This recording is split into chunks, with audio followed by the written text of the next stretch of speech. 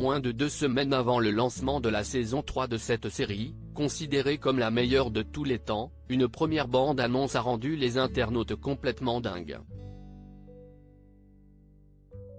Le trio de choc est bientôt de retour pour de nouvelles aventures. Depuis août 2021, Selena Gomez, Martin Short et Steve Martin régalent les spectateurs abonnés à Disney+ avec Only Murders in the Building. Créée par Steve Martin et John Hoffman, la comédie suit 3 locataires de l'immeuble Arconia qui partagent la même passion pour les affaires criminelles. Ensemble, ils décident de monter un podcast et de résoudre le meurtre de l'un de leurs voisins. L'immense succès de la série lui a permis d'être renouvelée pour une saison 2, diffusée l'été dernier, ainsi que pour une saison 3, dont la date de sortie est prévue pour le 8 août prochain. En attendant le lancement de ce nouveau chapitre, Disney+ a diffusé une première bande-annonce qui a ravi les internautes. Only Murders in the Building, la saison 3 arrive très bientôt sur Disney+. Depuis la diffusion de la bande-annonce de la prochaine saison d'Only Murders in the Building, les internautes n'ont qu'une seule hâte: découvrir les nouveaux épisodes.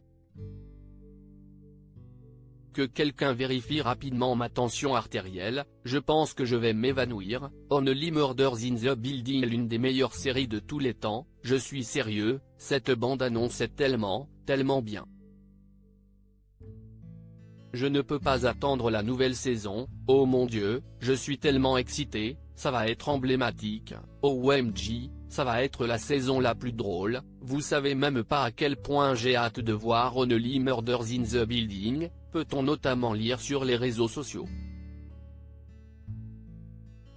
Il faut dire que cette saison s'annonce riche en rebondissements et en surprises, notamment avec l'arrivée de 4 nouveaux acteurs dont Meryl Streep. Only Murders in the Building, à quoi faut-il s'attendre de la prochaine saison? Après avoir eu l'opportunité de produire une nouvelle pièce à Broadway, Oliver Putnam a confié l'un des rôles principaux à son ami, Charles Hayden Savages, qui joue face au célèbre Ben Glenroy, star de films d'action. La tension entre les deux hommes est à son comble lorsque le personnage incarné par Paul Rudd s'écroule soudainement sur scène devant les spectateurs. Ce dernier a été froidement assassiné.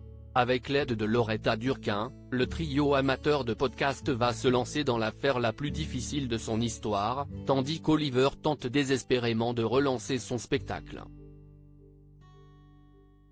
Article écrit en collaboration avec C-Media.